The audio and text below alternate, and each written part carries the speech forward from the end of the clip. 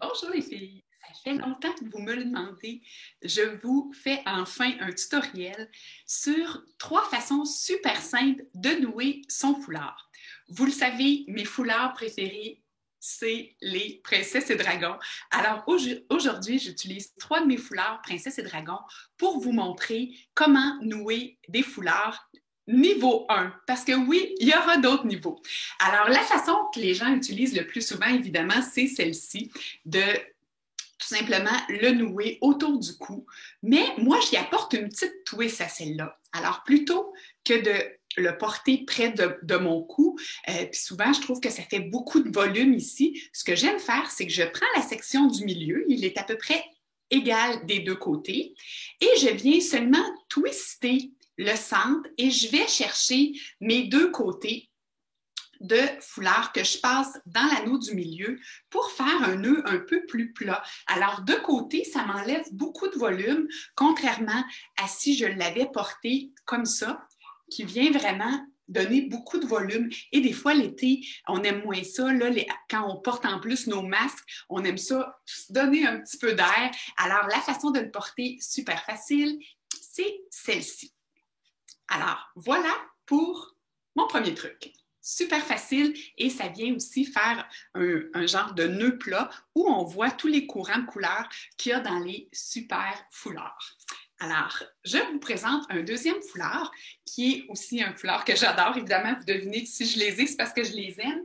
Ces foulards-là, les foulards de coton, sont parfois un peu plus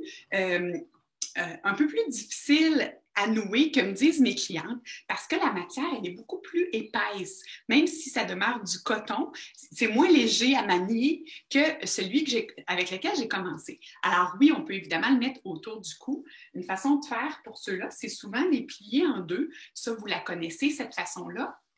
Et ça vient aussi le tenir plus plat sur le côté. Mais ce que j'aime faire avec ceux-là, les plus grands, c'est de venir m'en faire un châle et de prendre une ceinture. Là, je vais vous dire une ceinture qui justifie le poids. Alors, ce tissu-là est plus épais, une petite affaire plus épais. Alors, je prends une ceinture plus large. J'aurais pu faire la même chose avec l'autre foulard, pardon.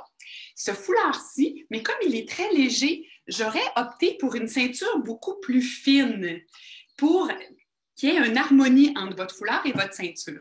Alors, tout simplement, ce que je fais, c'est que je le place sur mes épaules. Pardon. Et je viens nouer, je vais vous le montrer dans quelques secondes.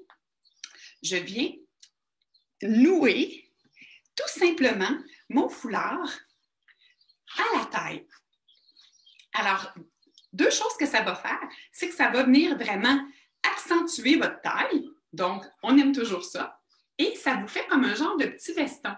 Fait que dans les restaurants l'été, parfois sur les terrasses en fin de journée, on aimerait se donner du style sans pour autant emmener un jacket.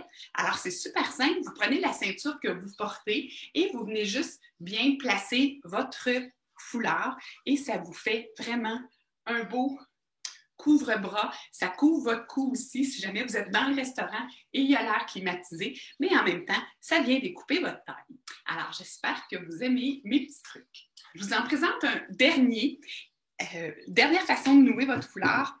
Et celui-là, évidemment, je vous le dis, c'est mon foulard préféré. Une façon qui serait le fun de nouer votre foulard, c'est que je l'ai plié préalablement en 4. Alors, vous voyez, je l'ai plié une fois en 2, je l'ai replié en 2 pour vraiment bien qu'il soit bien fin. Alors, la façon est la suivante. Je vais venir, mes deux côtés sont égaux. Alors, je vais venir le porter à mon cou. Je le ramène en avant. Jusqu'ici, je pense que vous connaissez toute cette façon de le nouer là. Et là, ce que je pourrais faire, tout simplement, c'est de venir l'ouvrir. Alors, vous allez voir ce que ça fait.